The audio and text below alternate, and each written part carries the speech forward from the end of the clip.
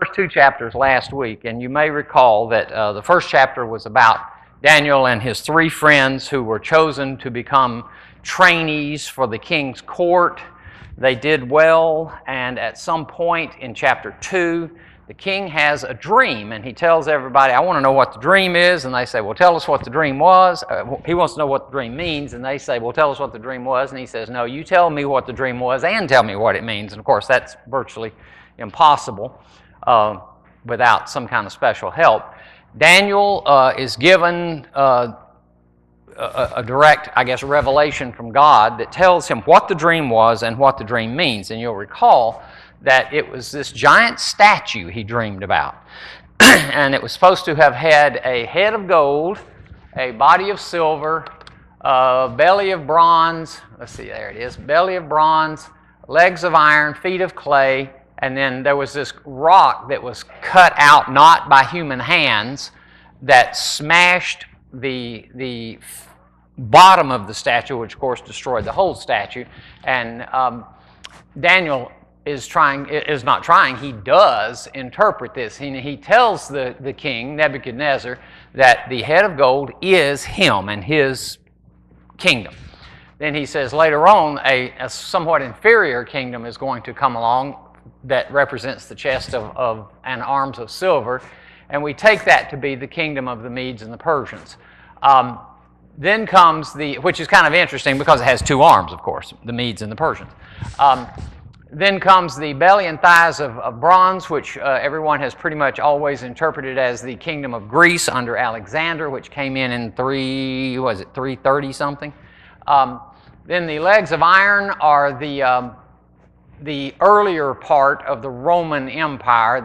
This says the ancient Rome, kingdom of ancient Rome. And then the feet of iron and clay is the restored kingdom of Rome as it begins to kind of fall apart at the seams with various decadent and destructive kings and Caesars.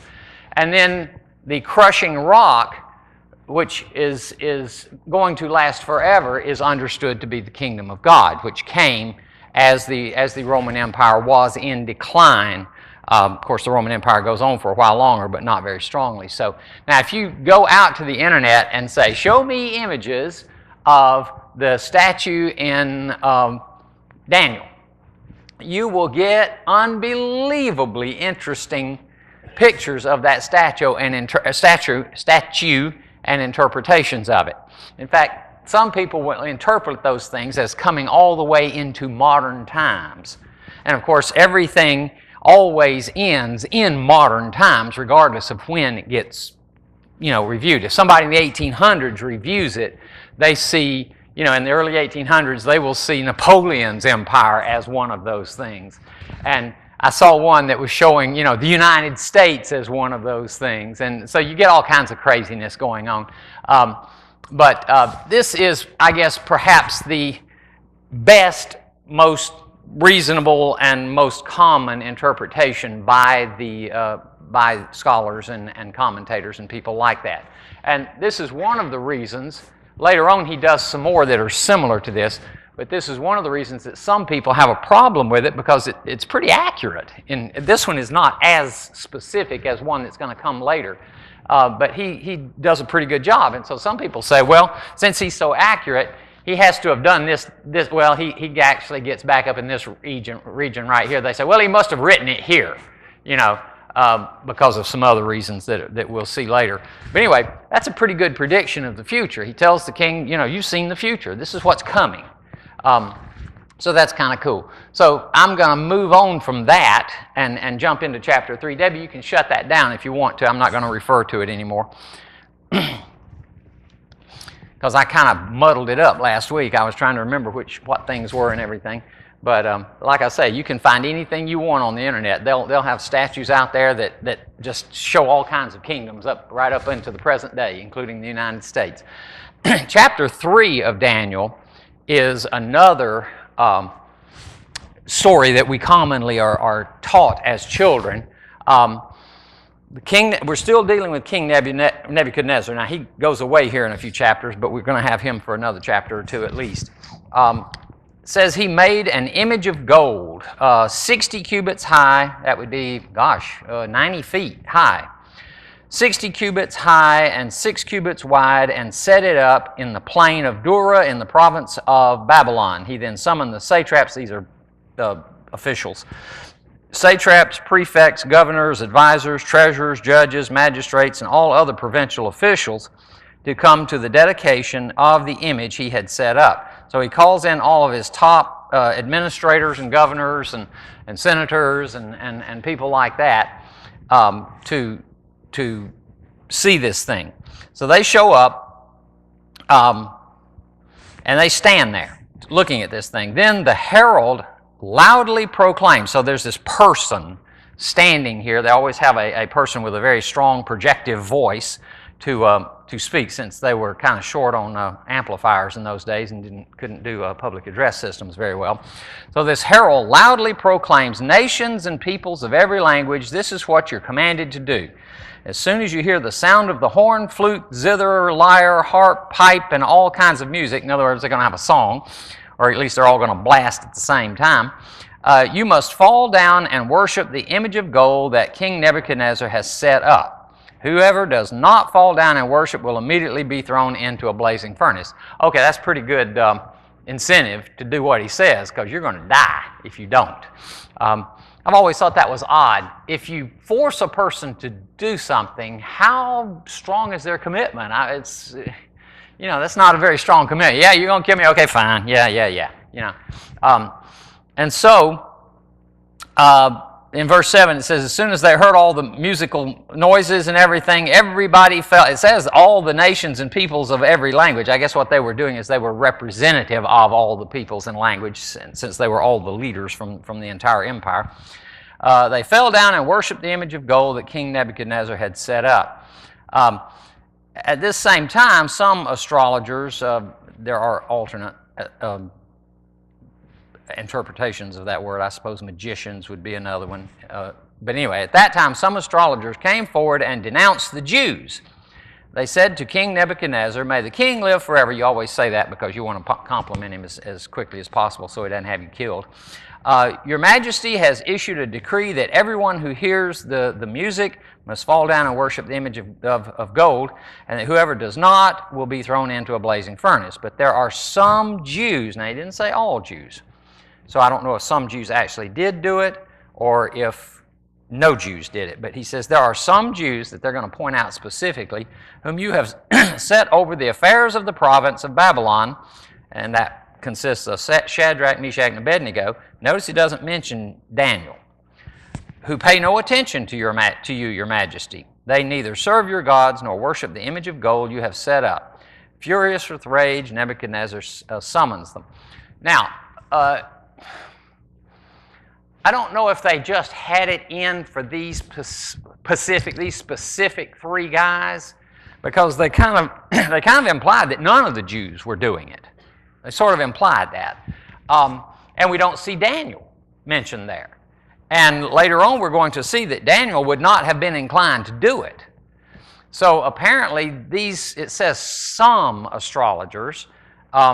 So it could have been that these people knew Shadrach, Meshach, and Abednego specifically and just had it in for them, I guess. In fact, we're going to see later on that some people actually do have it in for Daniel specifically and try to get him killed. This is politics, that's right, because these are all the leaders and governors and officials and everything. It's not so much the people who are, the common mass. Now, Daniel was one of the administrators. In fact, he was over Shadrach, Meshach, and Abednego, if you remember back in chapter 1 and 2. So I'm not sure why they didn't include Daniel. It's possible that they considered him too high up to be able to attack. And like I say, later on, they don't consider him too high up to attack because they attack him specifically by himself and try to get him in trouble. But anyway, these people decide for whatever reason to take out Shadrach, Meshach, and Abednego. And it's not uncommon for successful people to be targets, whether they deserve it or not. In fact, quite often they don't deserve it. The problem is for some strange reason, people don't like successful people. And you think, well, that's odd. Why would they object to people being successful? Have you ever seen the attitude of people who think all rich and successful people are dishonest? I've seen this. I mean, it's very common. He couldn't have gotten that successful without cheating, That's not true. I mean, some people do cheat, but some poor people cheat too, Is it? You have to be a thief and a crook to get rich or to get powerful to do anything like that. And this is kind of interesting because if a person who has that attitude suddenly gets rich and powerful, their attitude changes. Oh my goodness. How is that? Well, I deserved it, or I earned it. I got mine, honestly. Well, you're probably the only one, I have a list of things that distinguish people who think, see if I can say this correctly, who think rich as opposed to people who think poor. And it's not saying that either is better people, it's just saying that people who think rich think differently than people who think poor. And for example, one of them is that people who think, did you have a question, Hunter, or are you just throwing up your hand? Oh, okay. People who think rich invest to win. People who think poor invest not to lose. Big difference, right? So a rich person invests in something that they believe will make money, or a person who wants to be rich, who thinks rich, and you don't have to be rich to think rich, by the way. And a person who thinks poor will invest in the absolute, if they invest at all, will invest in the absolute safest principal preservation, can't lose my principal, and they end up not making money. This is common because if you go to a financial advisor and say, I want to preserve my principal, I don't want to lose any money, they immediately put you into some kind of annuity that pays you 2 or 3% a year if you're lucky. Whereas the person who thinks rich is, where can I put my money where I can make 20% per year? Yeah, there's a little risk, but I'm going to be smart, or I'll have some smart people around me. The other one, another one, and I won't go through all 17 of them, but the one that applies to this lesson specifically is that people who think poor distrust and dislike people who are rich and powerful. People who think rich admire and wish to learn from people who are rich and powerful. Now, that doesn't mean that they would admire everything about their lives, but they admire their financial philosophies and try to surround themselves and learn from them, surround themselves with those people and learn from them. You've heard sayings. In fact, Paul talks about it. He says evil communications or bad friendships corrupt good morals. In other words, bad rubs off on you. So if you run around with bad people, it rubs off on you. Guess what happens when you run around with good people and well-off people? There's an opposite side. Rich rubs off too. Yes, sir. Put one bad one in there and they all go bad. They all go bad because it rots them all. I can't take a barrel of bad apples and put a good one in it and they all turn good. And they all turn good. It just doesn't happen. But when we were starting up SEG in 1985, I got knee deep in some pretty wealthy people because they were investing in the company. They were privately funding this company to the tune of about $30 million. And these people were scrap metal people. I didn't know there was so much money in scrap metal. But these were scrap metal people. One out of Nashville, Steiner Liff, and one out of Rockwood, and I can't remember his name. These were rich people who made their money in scrap metal, of all things. Never knew it. But you sit around in meetings with these people, and you learn stuff like you would not believe. it rubs off on you. So anyway, if you have the chance, if you would like to learn how to be financially savvy, the way to learn how to be financially savvy is of course, you can read books and things like that, but connect with some financially savvy people. And not only will you end up learning things, they'll connect you to some things that will help you sometimes. People say, well, I'm not going to do that. That's using people. I'm sorry you do that all the time with everybody. Don't you? Don't you learn from other people around you, and don't you make connections? It's called networking. I think that's what that's called. And see, that's just a nice term for what we call the people who are really successful and doing well. They call that the good old boy network, right? And that's bad.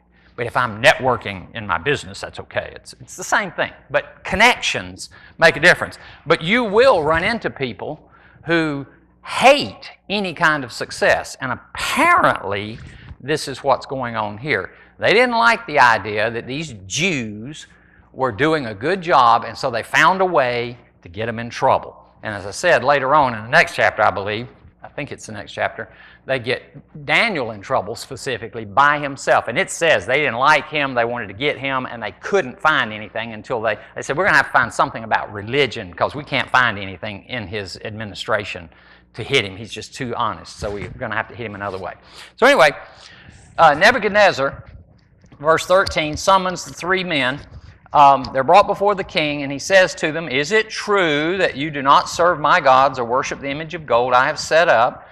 And he says, okay, I'm going to give you another chance. Here's the music again.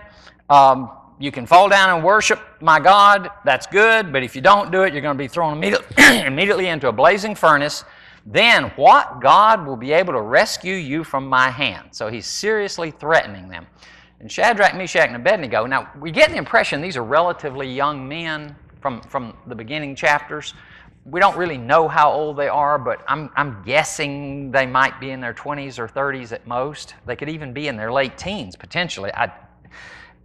Being in charge of stuff would have implied that they were older than their teens. So I'm guessing they're probably in their early 30s, just as a guess. So they reply to him, King Nebuchadnezzar, we do not, I'm in verse 16, we do not need to defend ourselves before you in this matter. Notice they didn't say, O king, live forever. If we are thrown into the blazing furnace, the God we serve is able, key word, able, to deliver us from it. And he will deliver us from your majesty's hand. That's known as faith. But even if he does not, we want you to know, your majesty, that we will not serve your gods or worship the image of gold you have set up. Now notice they said very strongly, he will deliver us. And then they turn around and say, and even if he does not, it doesn't change a word. It doesn't change a thing. Now, are they confident that God will save them? Yeah. But they're also confident that if he doesn't save them, it doesn't change a thing. Now, how does that relate to our life? You know, I believe God will do the following thing for me. I want him to do it. I pray about it. I'm trusting in him that he will do it, and it doesn't happen. God didn't do what I wanted him to do. Is that going to shake your faith? Mightn't it? But these guys are potentially about to die in a fire. And they're saying, God will take care of us. And if he doesn't change a thing. We're going to keep worshiping our God, and we're not going to do the wrong thing. That's strong faith. Because it's easy to show faith if you get what you want. You know, that's easy to show faith. Oh yeah, I pray to God and he does whatever I ask him to do. I got faith in God, you know. But what if he doesn't do what you ask? How does that affect it? The times in my life where I was just sure that God's hand was in things that I was doing that failed miserably, momentarily I had doubts. But those were the times, rather than the times that everything went my way as I had asked Him to make them go, the times when it didn't go my way are the times that my faith grew, ultimately, the most. It's easy when everything goes your way. When I was learning to fly airplanes, as long as everything was going well, my instructor said, we're not learning anything. We're just flying around here. You know, everything's fine. We're just flying along, landing, everything's good. Let's mess it up a little bit. Throttle off. Land. You learn a lot in that next 30 seconds. A whole lot. Once I was flying with a friend up in Taos, New Mexico, and I was going to do a touch and go. I came down, had 40 degrees of flaps, and I took back off and everything, and the airplane is flying like 10 feet off the ground. It won't fly any higher. And every time I try to get it to go higher, the stall horn goes off, and I'm going, what is going on? And cactuses are coming at us, you know. Thank goodness it was flat land. Finally, I looked down, and it had a different kind of flap mechanism than I was used to, and it's still sitting at 40 degrees of flaps. And so you have to come off of it real slow because the plane will drop if you don't. And so it's slowly coming off the flaps and the plane speeds up. I said, wow, that was educational, you know. And when I was taking the online or the video instructions on it, the guy says, you should never do the following thing, never. And I have never, ever done this and will never do it again because he had done it. You learn a lot. That's right. That's right. So you can take that slide down if you want to, or you can leave it up. It doesn't matter. I'm not going to refer to it anymore. So anyway, Shadrach, Meshach, and Abednego say, you know, we're going to be faithful to God, and we believe He will save us. But if He does not, we're still going to be faithful because we know that He's God. So, there you go, babe. So verse 19, Nebuchadnezzar is furious. His attitude toward them changed because they were actually some of his high officials, and so he tended to favor them. He ordered the furnace, I love this, ordered the furnace heated 7 times hotter than usual. In other words, make it as hot as you can, I guess, is what that is. That's sort of a hyperbole, I suppose. You can't really make it 7 times hotter, I don't think. And commanded some of the strongest soldiers in his army to tie up these 3 guys and throw them into the fire. So these men, says, wearing their robes, trousers, turbans, and other clothes, which would catch fire easily, were bound and thrown into the blazing furnace. The king's command was so urgent and the furnace so hot that the flames of the fire killed the soldiers who took these guys to throw them into the fiery furnace. It says they were firmly tied and they fell into the blazing furnace. So I'm assuming that this was not, quite often when you see pictures of this sort of thing, it will be shown as if it were a giant fireplace or something. It was probably a pit of fire, and they would throw them down into the pit, would be my guess. It'd be a much easier thing to build than to build a big fireplace type arrangement. So they throw these guys in there. And verse 24, it says, then King Nebuchadnezzar leapt to his feet in amazement and asked his advisors, weren't there 3 men that we tied up and threw into the fire? And they go, well, yeah. And he says, I see 4 men walking around in the fire, unbound and unharmed, and the 4th one looks like a son of the gods. Then Nebuchadnezzar approaches the opening of the blazing furnace and shouts the men's names. Shadrach, Meshach, and Abednego, servants of the Most High God, come out, come here. So they come out of the fire. You don't hear anything else about the 4th person. And all the satraps and prefects and governors and royal advisors crowd around them. They saw that the fire had not harmed their bodies, nor was a hair of their heads singed. Their robes were not scorched.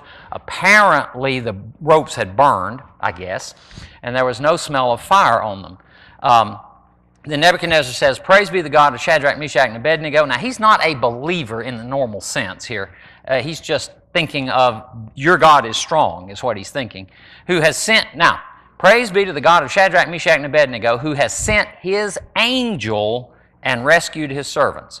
They trusted in him and defied the king's command, mine, and were willing to give up their lives rather than serve or worship any god except their own God. Therefore, now this is sad here, therefore I decree that the people of any nation or language who say anything against the God of Shadrach, Meshach, and Abednego will be cut into pieces and their houses turned into piles of rubble, for no other God can save in this way. Then the king promoted Shadrach, Meshach, and Abednego in the province of Babylon. This is the example of what happens when religion gets into government too much. Yes? That's almost for me what we say when a person gets fired. Yeah, that's true. The term fired means something different, doesn't it? That is an interesting pun. So the question obviously comes up, who or what was the fourth person in the fire? Now, if you go out on the internet, in fact, I did this, and I was going to bring a picture, and I didn't. If you go out on the internet and say, show me pictures of Shadrach, Meshach, and Abednego in the fiery furnace, you will get picture, picture, picture, picture, picture. And invariably, it will show a picture of what we often portray Christ as being the fourth figure in the fire. The vast majority of teachings that are out there want to portray that fourth figure as Christ. And if that gives you comfort, and if you want to believe that, that's fine. I don't have a problem with it. But what does Nebuchadnezzar say when he sees this fourth person?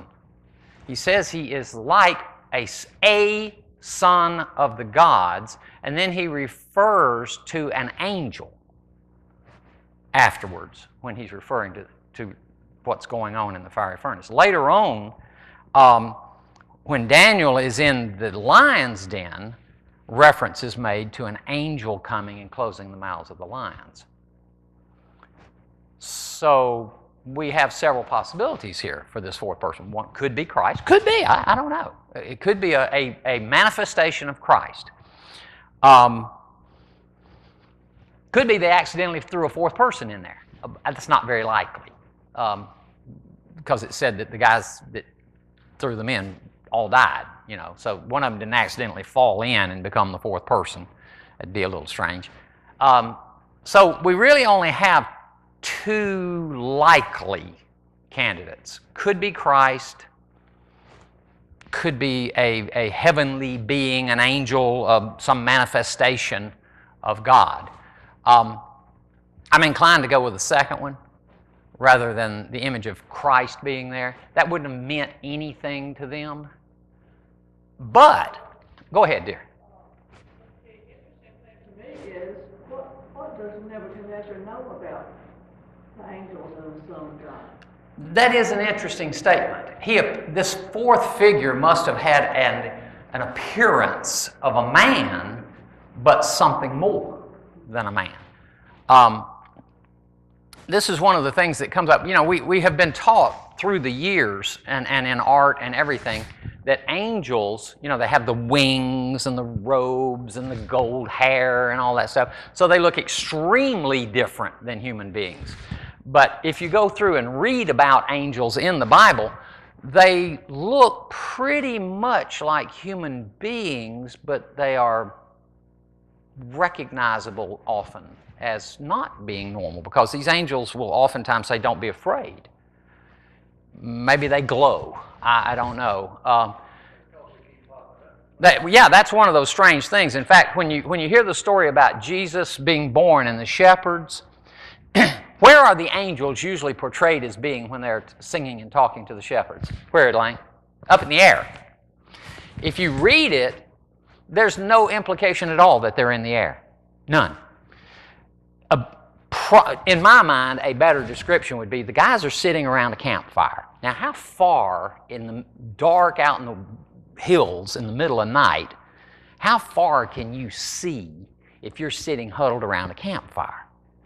20, 30 feet maybe away from the campfire? These guys are sitting around the campfire, talking, telling stories, laughing, cutting up and everything. All of a sudden, a guy walks up to the campfire, and he looks somewhat different, but still like a guy. Wouldn't you jump out of your skin if you were sitting around a campfire in the middle of nowhere? And then all of a sudden there's a whole bunch of them standing around at one time. You think, oh, we're in trouble. We're about to be killed and robbed. They're going to take our sheep, and they were afraid. And so when these angelic beings pop in or walk up to you quickly, Mary, in her experience, there's a man in her house. She's scared. So it's not like this thing is standing here with wings and a halo and all that stuff, although that's possible, but there's no real strong support for that. About the only thing that's ever described as having wings among these kinds of creatures are the cherubim and the seraphim, which are, in my opinion, the same thing as a cherub. So he sees this personage which looks like a human being, but let's say a superhuman being in some fashion. Maybe the person was bigger. Maybe he glowed. I say he. It could. Well, he said son of the gods, so I'm going to assume it was male appearing. Maybe it looked different in some way. But the pictures that I looked up show Jesus standing there with the long flowing hair and the white robes in the middle with his hands out and the nail holes in his hand. Okay, I'm pretty sure that's not what they saw.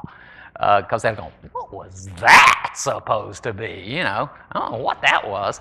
But anyway, God is showing, I think, that whatever that person is or is supposed to be, God is showing that He is present in that fire with them. And quite often when you see these pictures, it will show all four of them standing, with their hands together, praying and everything. This is not a Jewish practice, or was not in 500 BC. I'm sorry, that just wasn't a Jewish practice. So a lot of the pictures come out of the Renaissance and later and much more recently, and so they're kind of interesting to see. But anyway, God is showing His support for what is going on here. And I'm sure Shadrach, Meshach, and Abednego were really relieved that they didn't burn up. But if they had, would that have been worse for them? What was their destiny? They didn't even know what their destiny was. They had a very vague view of eternal life, but they were going to go into the presence of God. That's not a bad outcome, is it? So when we reach the end of our lives many times, we desperately hold on. Many people will spend the very last cent that they have and that the insurance company will pay and that anything else they can scrape together to get one more week of life, no matter how unpleasant it is. This makes me wonder sometimes about a Christian's beliefs. If you are that desperate to get one more week or month or whatever of life, what does that say about your belief? I mean, I don't want to die. It's like the guy says, I don't want to go now. If you're getting up a load to go now, I'd just assume not. But when you get to the end of your life, they say that something like 3/4 of the money people spend on medical services in their whole life is spent in the last 5 years of their life, on average. What does that say about us? I'm in pain. I can't do anything. I'm not having any fun, but I need just one more week. And if it's going to cost $50,000 and my children get absolutely nothing as a result, so be it. Wow. I am looking forward to being with the Lord. I really want to be with the Lord. Now, I'm not going to go out and kill myself or do stupid things, but there is a point at which you go, enough is enough. I want to go home. And if you can't say, you don't have to say, I want to go right this second, okay, that's all right. But if you can't say, I'd really like to go home, maybe you need to reevaluate what you believe a little bit. And I'm not telling you you're wrong, because we have the desire to survive and to live built into us for a good reason. It's there for a good reason. but to let it overpower you completely so that you just would do anything for one more hour of life. Wow. My mother-in-law, Joyce Welch, was not a believer in any sense of the word. In fact, she was kind of violently opposed to belief.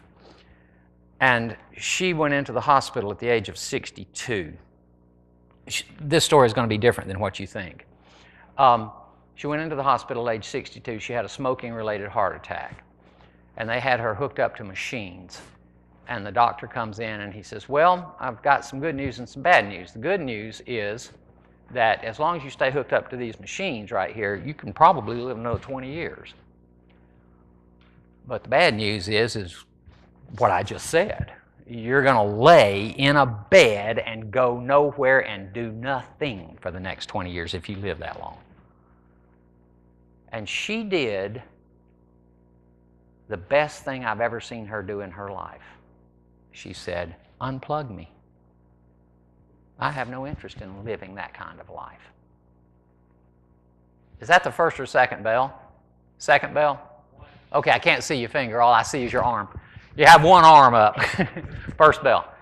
And she said, unplug me. And they did. And in 1 hour, she was gone. I would hope that I would do the same thing that she did. Even though she was not a believer. She says, I don't want to do this. And, again, I'm not telling you don't seek medical care. By all means, do what works for you and what's best for you and what you think is the right thing for you. But we need to think about, do we really look forward to being in God's presence? Do we even believe it? We need to start believing and be like Shadrach, Meshach, and Abednego. God will take care of me and preserve my life. But if He doesn't, that's fine by me. It's 10:15 and it's basically time for the bell to go off again. Any comments or questions or rebuttals, I guess would be a good question. But let us live as if we're going to die tomorrow. But let us also die as if we're going to live forever, because that's what's going to happen if you believe. So, my prayer for you is what I just said, that you will live every day as if it is your last day on earth, and you will live your last day on earth as if it is the beginning of your eternity, through Christ our Lord.